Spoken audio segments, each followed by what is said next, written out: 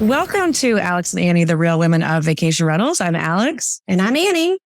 And we're joined today with David Weiss, who is the new CEO and on the board of directors for Whimstay. David, welcome to the show. I couldn't imagine literally kicking off my year in a better way than being on your show. So thanks for having me. Very excited to have you here and hear more about what's going on at Whimstay and just about your past and how you've gotten to where you are. But I guess that's probably a good place to begin. Can you tell us just a little bit of history before we start diving in? Sure. Well, I spent 20 years in investment banking before I decided to get my first real job, which was in the vacation rental space, which I'll talk about. But back to the banking experience. Beyond capital raising and advising companies on buying and selling assets, I'd say the most relevant part of that journey that I've applied the last few years is I got a front row seat and was an active participant. And in many cases became, for lack of a better term, a trusted advisor to literally hundreds of CEOs and COOs and CFOs and boards of directors, and observed and learned along the way how they operated and scaled their businesses, how they acquired customers, how they marketed their products, how they entered into partnerships, how they expanded internationally. All of the mistakes that they made along the way, many of the mistakes that they avoided, how they managed every form of crisis from market crashes to 9/11 to a whole myriad of other things.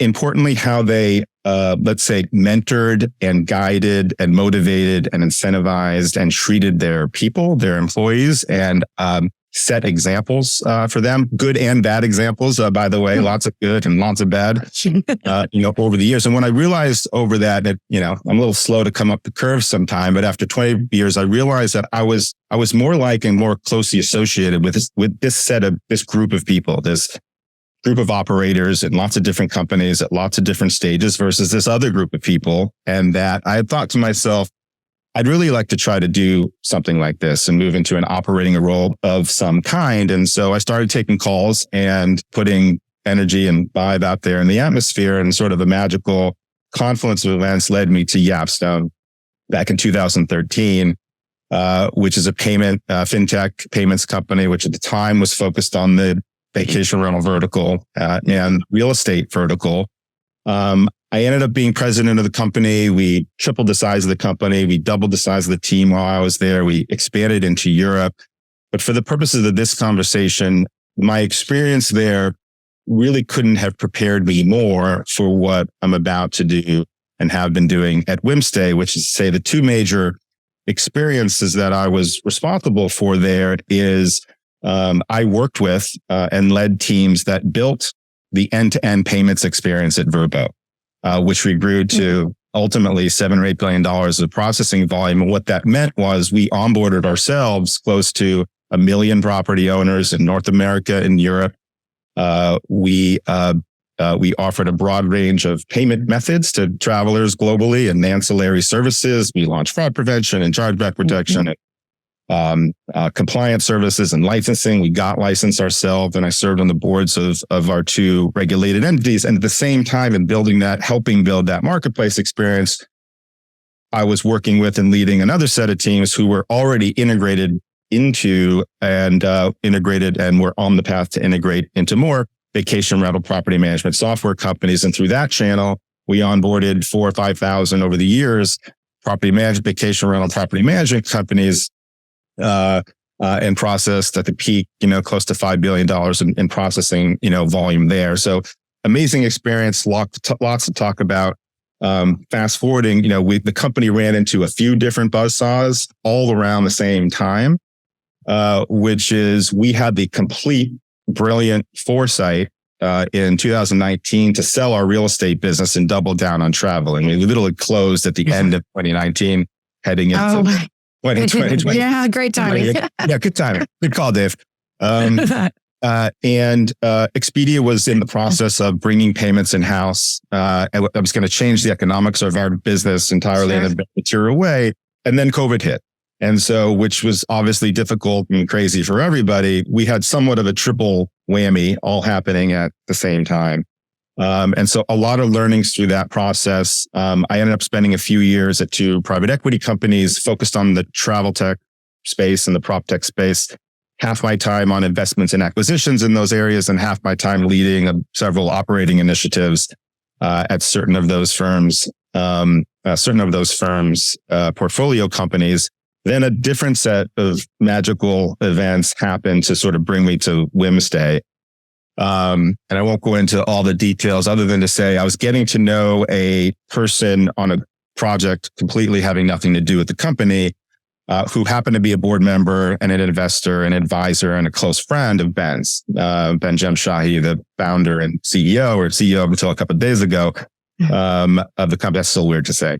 So a couple of days ago, the thought was that he was going to introduce the two of us together, and he just thought I could just help in some way, right, where they were going and hiring people and professionalizing the operation and all those types of things.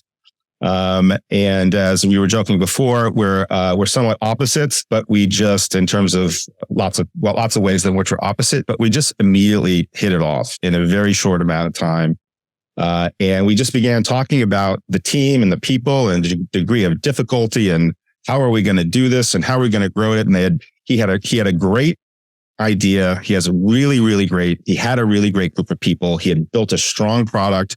The product market fit in terms of what Whimstay is doing is sort of undeniable. So that wasn't a really big hurdle in the beginning. And one thing led to another. And he offered me the chief operating officer role, which I started back in August, September of last year. And the idea at the time was, in the next 18 to 24 months, and maybe it takes a little longer and maybe it's, a tad bit shorter, but, as long as you don't completely mess the thing up, then there might be an opportunity to transition into the CEO role. And it all fast forwarded and, getting turned around in that wave. And it just happened sooner than probably either one of us expected. And so I assumed that role January 1st. And I can't possibly overstate how excited I am for the team and what we're doing and what we're building, heading into 2023.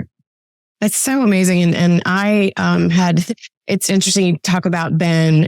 One of the things that I learned about him and getting to know him is that he has a very innate gift in finding people that are complementary, but he just identifies something about an individual that he can, nurture. He did that for me when he reached out to me and asked me to kind of be an advisor with Whimstay. And it was interesting because when he had the advisory group together, some of the people that he had on it, I looked at these are people I would never be in the same room with. I mean, their disciplines were different, but they were at a whole different level. But I think that Ben found something in me that he thought that he could pull out and help me, help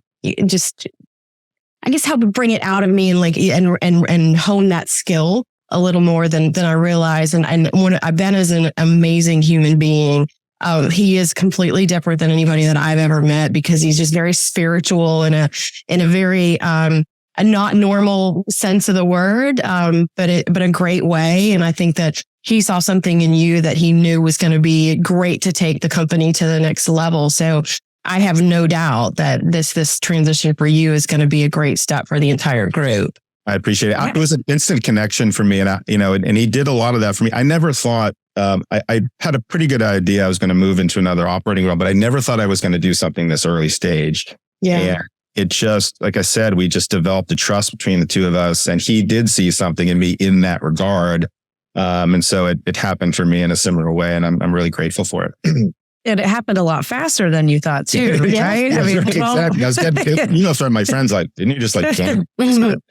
But yeah, it all works out. And look, we need to get a lot accomplished in a very short period of time. Yeah. And then again, Ben's unique in a lot of ways. And I think he recognized that we're all after the same thing. We want the company to be successful. We want to grow it. We want to hire the right people and do the right things. And I think, fortunately for me, but I think all of the shareholders of Whimstay, he recognized that this might be the best and fastest way forward to get to the objective that we're all trying to get to. Yeah. Which is what? Let's dive into what that objective is and what is the goal at this point. I know we had been on the show back, I think probably in February of 2021 and, learned about his vision for it. And I think, like you said, there's definitely a good product fit in the market for the value of what Whimstay provides as an OTA that is different than a lot of them. but what's gone on in the company and where do you see it going now forward? We'll be back in just a minute after word from our premier brand sponsor, Costco, and co-sponsors Guest Ranger and Good Neighbor Tech. Costco's founder, Steve Schwab, has been quoted as saying, "You can only be a local in one place." This simple yet profound statement is the basis of Costco's franchise model, which allows locally owned vacation rental management companies the ability to compete at a national level by leveraging the systems, software, and support, the buying power of a much larger organization.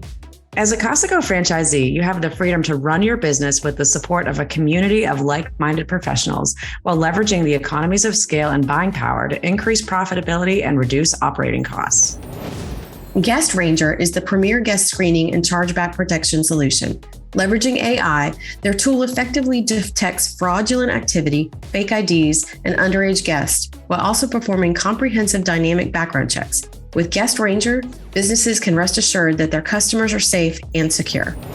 Good Neighbor Tech allows you to manage your properties remotely and intelligently, protecting your owners and your guests. Their smart Wi-Fi locks allow you to provide temporary access to home and garage from anywhere and keep track of when guests and service providers are in the property.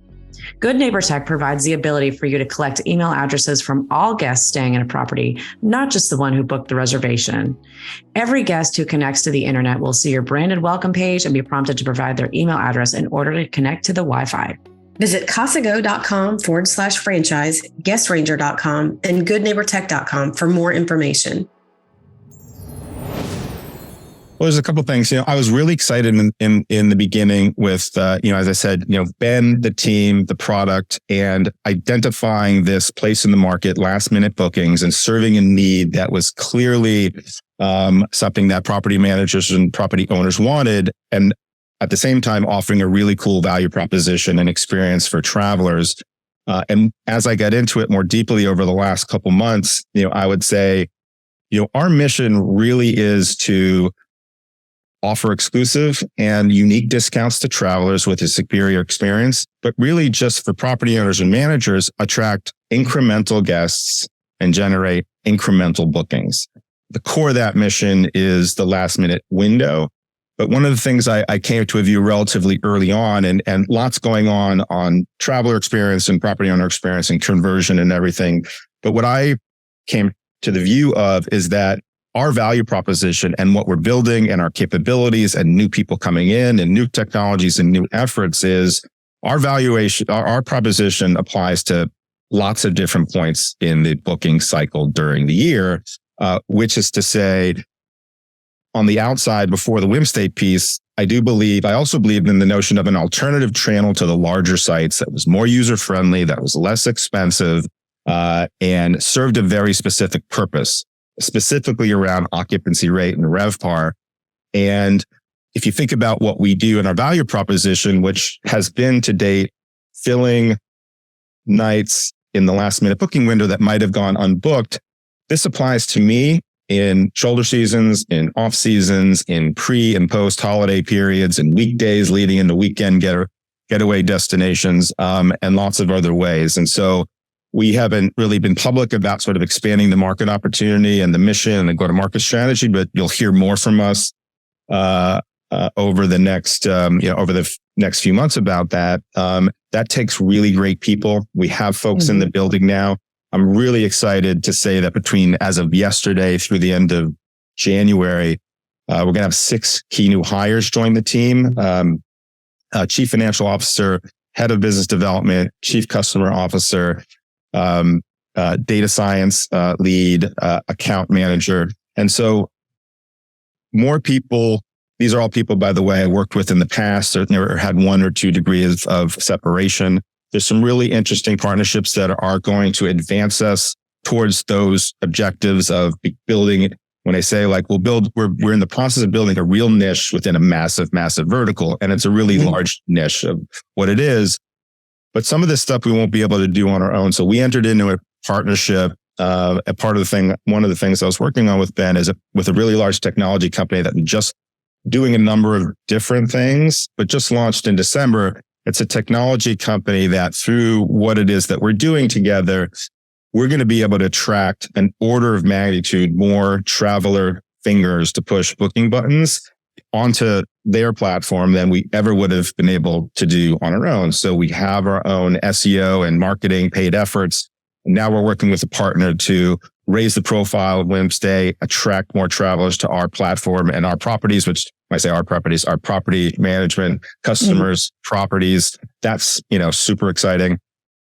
We're engaged and on the path towards some developments around pricing and intelligent pricing and search experience. And so the combination of those things we're just, people say this and it's kind of a vague term, but we're in the process of taking the company to the next level that involves great people, great product, great go-to-market strategy, and execution, maybe above all anything else. And that's what we'll be focused on in 2023. It's interesting because a lot of organizations that have started, especially after COVID, I think, that was a pivotal moment for the technology within our space.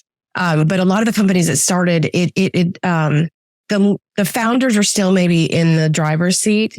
And I think it's really telling for Ben had a vision, but he knows in order to take it to the next level, he needed to bring somebody in with your experience and again, your skill set.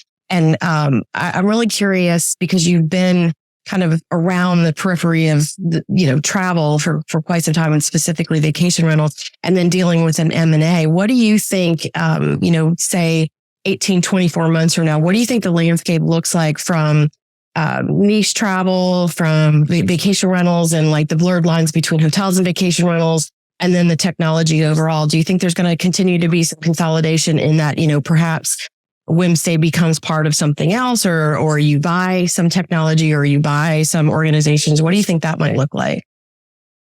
Well, at a high level, in looking out over, that next couple of years, there's certainly going to be continued consolidation in the sector.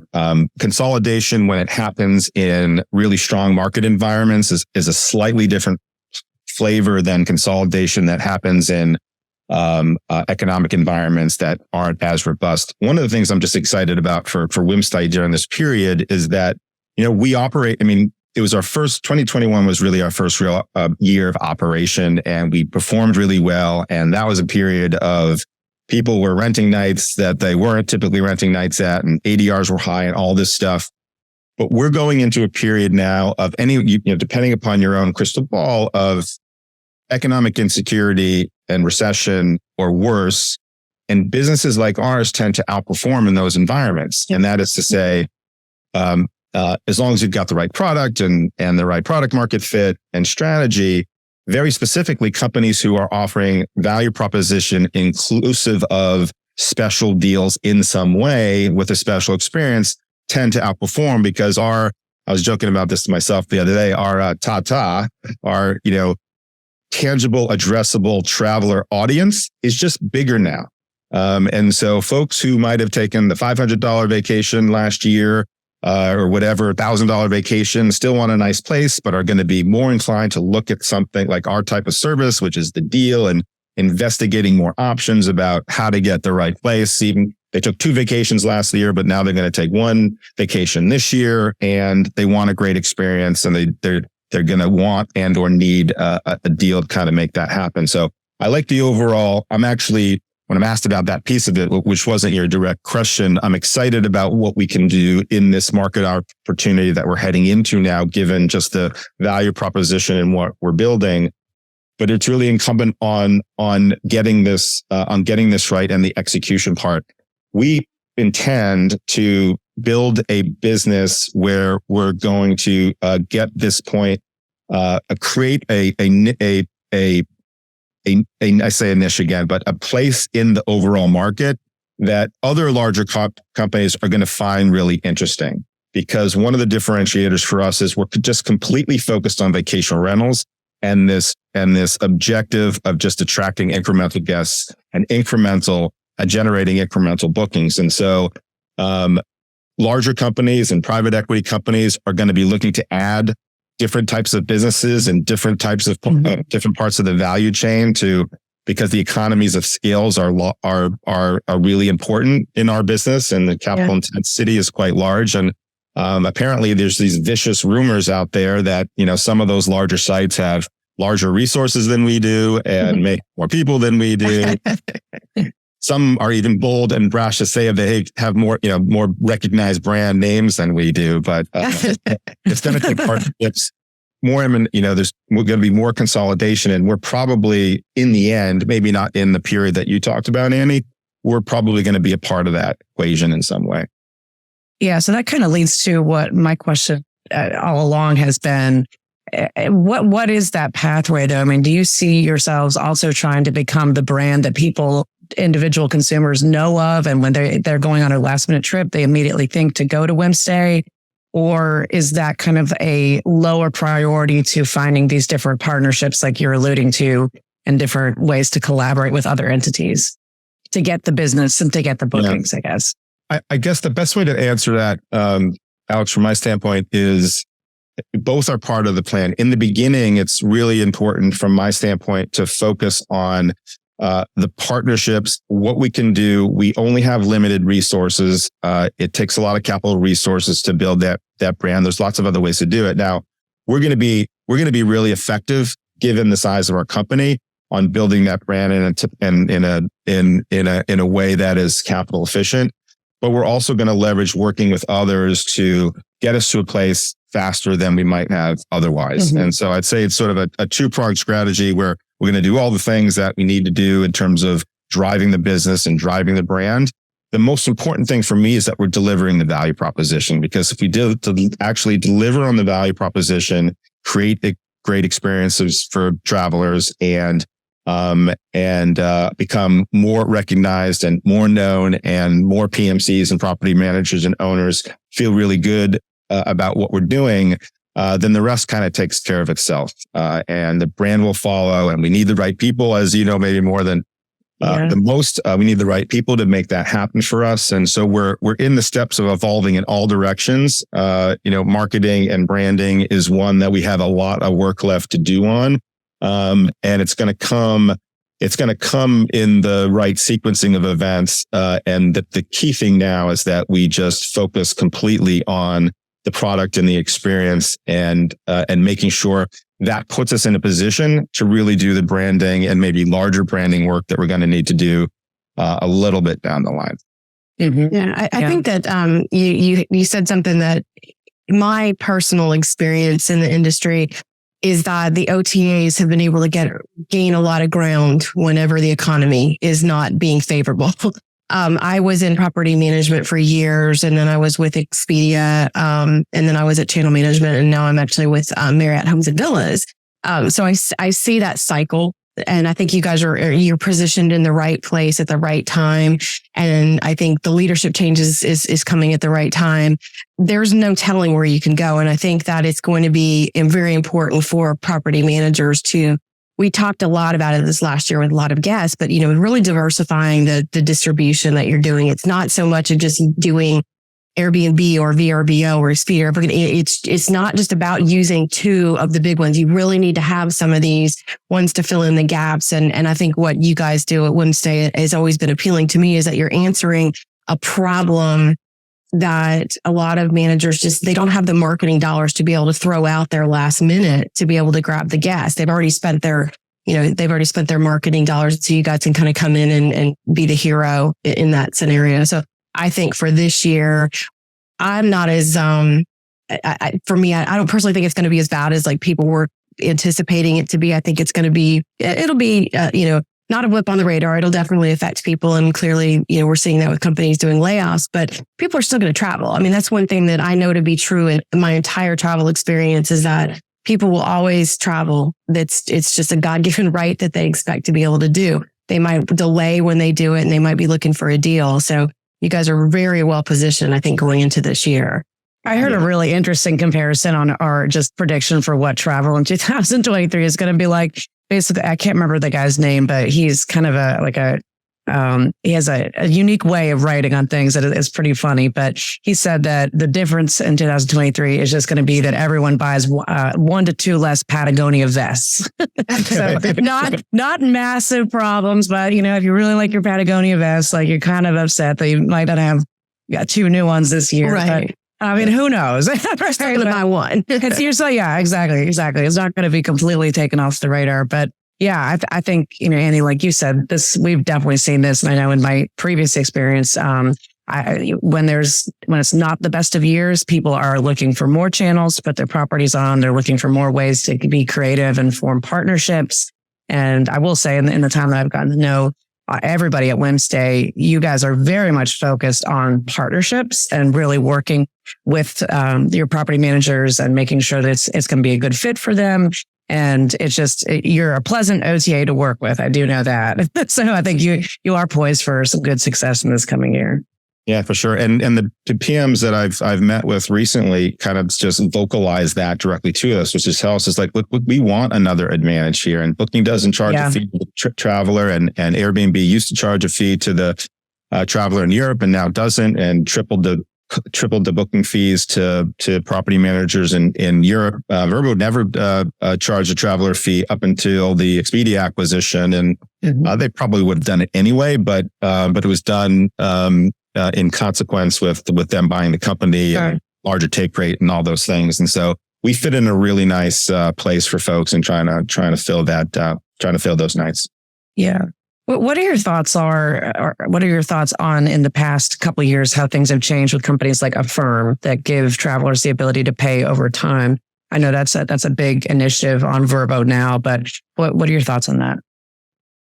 I think it's, those are very strong businesses that have added to the mix in terms of giving consumers the choice about how they want to do. It fits into the category of how they want to do lots of things, inclusive of paying for travel and lots of other larger purchases. And so I think for us, there's a broad myriad of alternative payment methods. We probably had 100 different payment methods that we offered through the Yapstone channel. Affirm and buy now, pay later is one of them. It's important. But I think for us in and of itself, I don't think it really is going to affect our business other than to say we need to be able to offer the broadest range of payment methods. And so if you're a traveler from the Netherlands or a few other countries in Europe, we want to be able to offer, the local payment methods that traveler wants to use.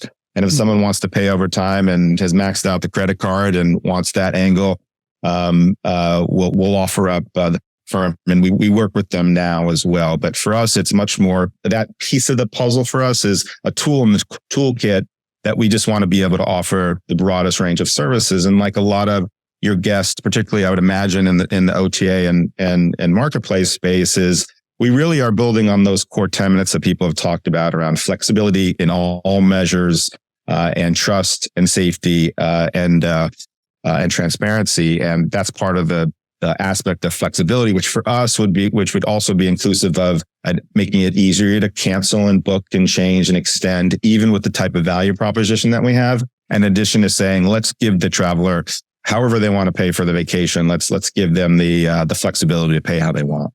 Right. I think the last time that we talked to Ben, that you had a patent pending on one of the payment methods within Whimstay. Has that gone through, or where is that? It has, yeah, around two. We'll be talking more about that as well specifically, but there are sort of two features done in a specific way around split pay, around the ability for multiple travelers to pay for a trip.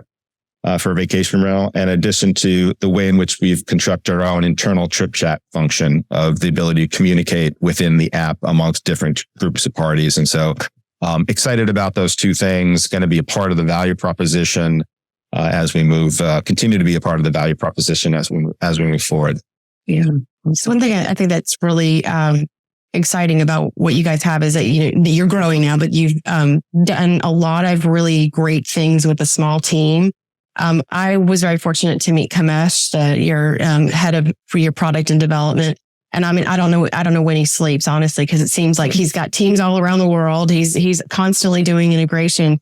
But I think that's one thing that's really great about a small organization is that you can be scrappy and you can just do all these things. And as you get larger, it becomes harder to integrate. It becomes harder to move things because you've got too many people involved in the process. I've seen that personally over my career in sometimes larger organization. It takes longer to get things done, but you guys have just done a lot of really great things. And so, Ben was super excited about telling us about that, the split pay program. And I'm curious because I feel like, back to the payment part of it, I think it was when I was at Expedia, I learned a lot about the different payment models around the country. And I think it's Brazil. Like they are kind of the model country for, that's the way they do everything. It's not so much split pay, but it's like they do everything in installments, and they'll buy something as small as a toaster, but their vacation. So that was something that I think Expedia did, tried to integrate in allowing people to do that. But there's so many different payment types that are out there right now. And the one that comes to mind that's just been in the news as of late is the Bitcoin. Like, how do you decide whether you want to go into something that's unknown like that? I mean, I guess it's not as unknown as it was a year ago, but that's, from a payment perspective, from, fintech, like, how do you decide what you're going to do and what you're going to integrate with and offer to the consumer? We have a lot of problems that we're working on and challenges of kind of at our stage. And so the first thing for me, honestly, without even sort of joking, is like, I need to be able to fully understand the payment method and how it works and how we manage not just the payment of it, but the chargeback and the refund. And it happens at different times because we got a unique space where we're not just paying for with a pair of jeans or the record and that could get returned, but the money flows back and forth come in different forms. And maybe there's $1,000 refund that the owner decides to do on the $10,000 stay and all of those things. And so I would say on that one specifically, we're probably going to continue to watch and observe how that plays out, and probably won't be a part of our mix, just given the magnitude of other, I'd say, more important things that we need to focus on outside of the crypto part of the equation, which may factor in at some point in time. But I think we have plenty on our plate now to deal with, and including other payment methods, by the way. And so, making sure that a Brazilian traveler is able to book the way they want to book for Whimstay and in Myrtle Beach or wherever is really important. But we're probably a few years away from really thinking hard about that piece of it, again, only because there's so much more, for us to do. Mm-hmm. Now, how do property managers connect to you? Are you connected to all the major softwares? So like Streamline, Track, Guesty, all the major ones? Yeah, all the 100% of our inventory right now is sourced through those channels. And so we're integrated into, there's a few stragglers out there that we aren't, but we're going to get those done in the first half of the year. There's 13 or 14 now that we're integrated into, and we've got properties in Canada and Mexico as well, and we're going to be launching in Europe sometime in 2023 through some European partners on the software side of the thing. So, but yeah, that's 100% of our inventory comes through that channel today. Okay, great. Do you see yourselves offering? I've seen some channels offer sort of a self-serve model for like individual owners that have a unit or two. Are you going to be offering anything like that? Yes,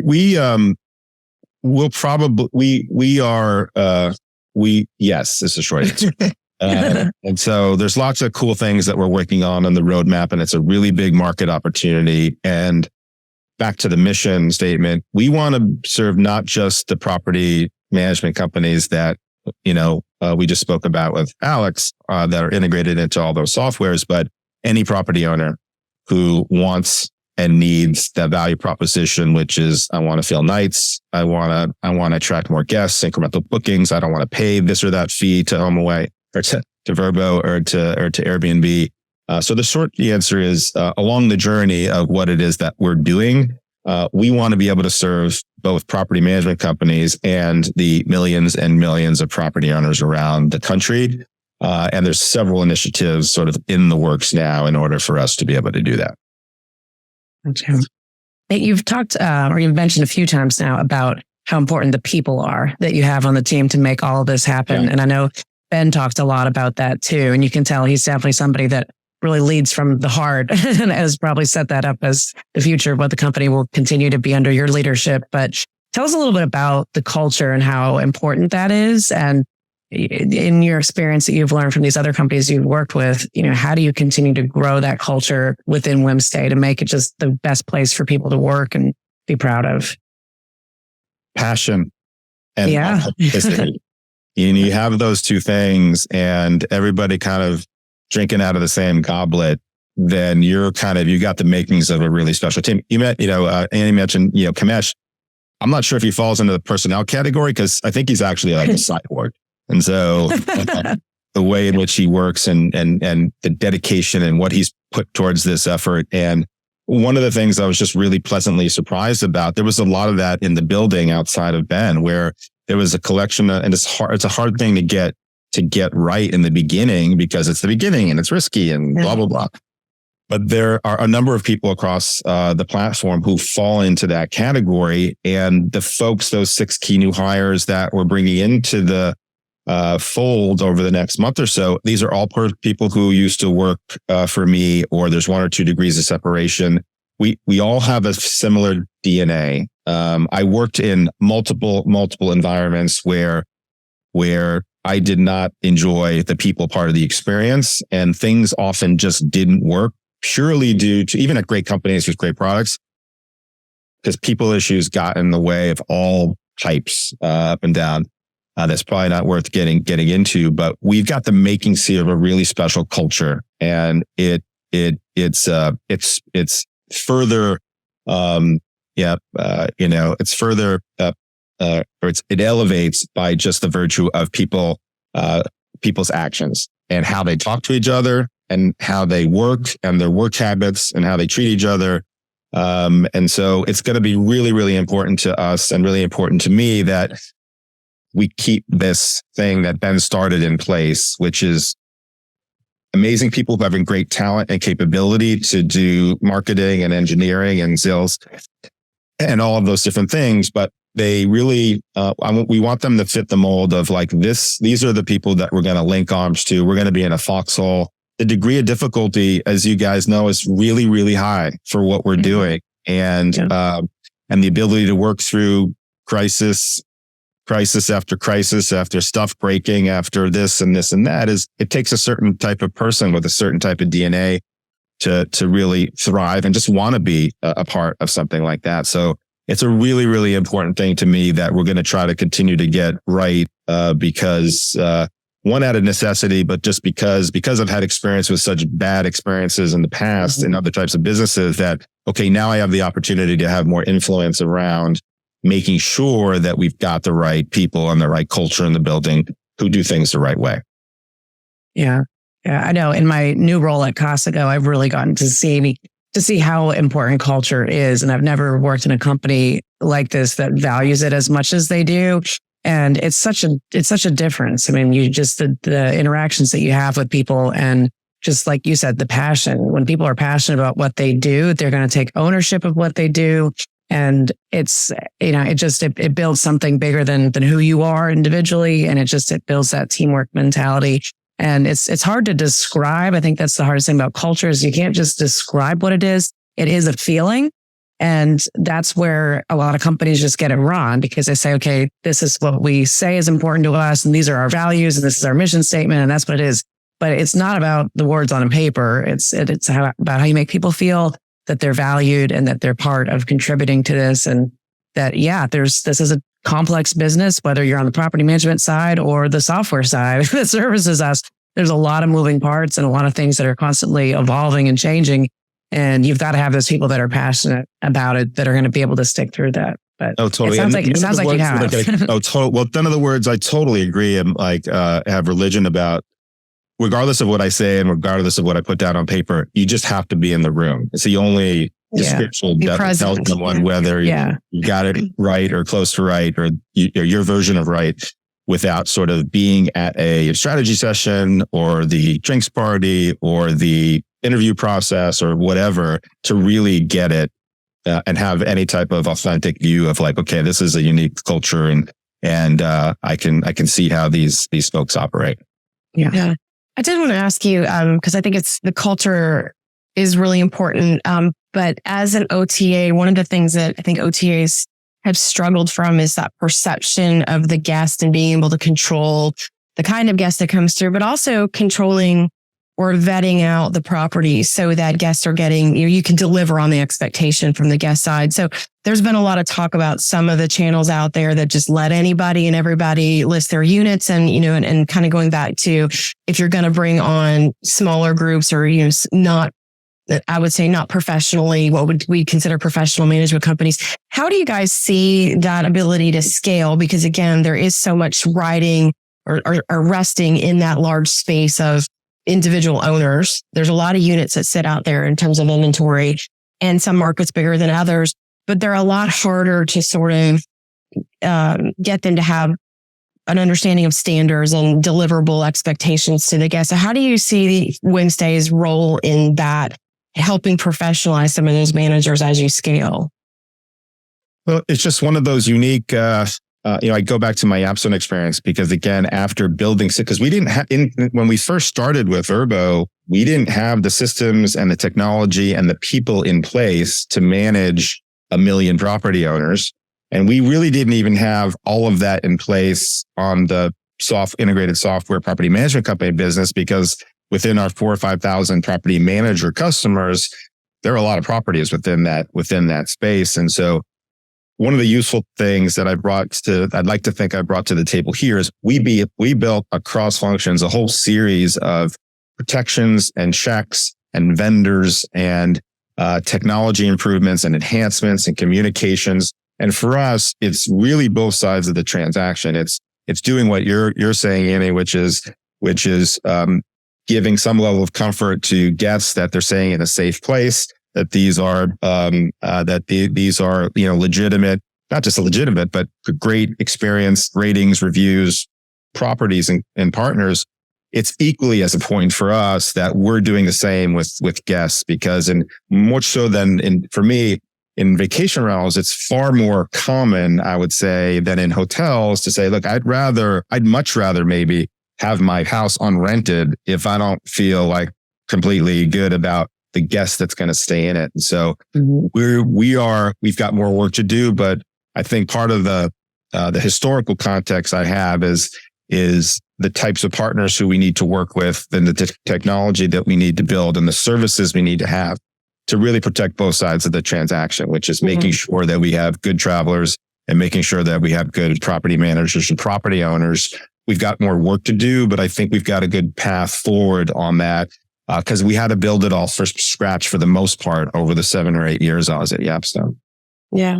That's so important as it plays into, very hot topic within the industry, regulations. And I think, that the channels need to make sure that they are taking a look at not just the guests, but also the properties that they're listing, because I don't know that we've had as much in the US as I've seen. A good friend of ours of the show, Chris Morgan with iPrag.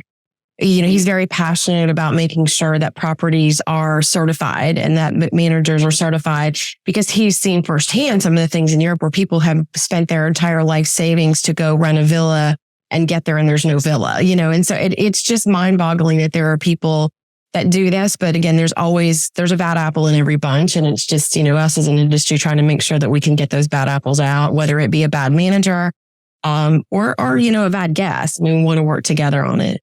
Yeah, for sure. The regulatory piece is so important. I'm really happy to be associated with the verb advocacy part, but also just as a payment company, again, the former experience, the fact of going through and getting licensed ourselves and being not at the mercy, but we had a very significant burden, even given the size of the former company, to be licensed in North America and Europe. And it meant needing to put in controls into the business that we wouldn't have had to otherwise had we not been licensed.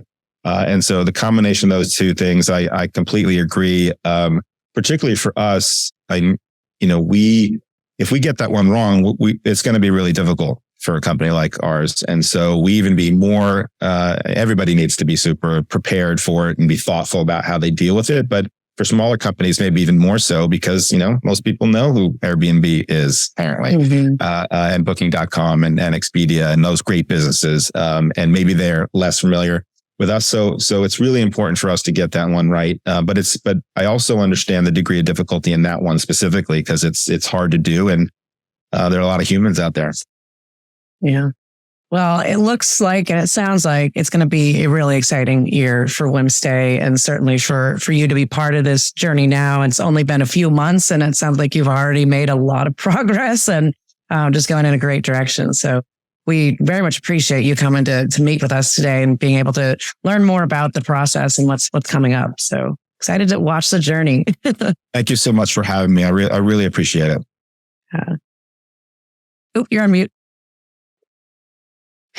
Congratulations on your new role, David. That's really exciting. So you're just a few days into being CEO. Any big movement that any big announcements that you need to make in the next couple of weeks that you want to tell us right now? We'll get out on the I might as well get it out now. The short answer is there's going to be some great ones. And I'd say look out for a really cool partnership announcement. Look out for a really great new hire announcement.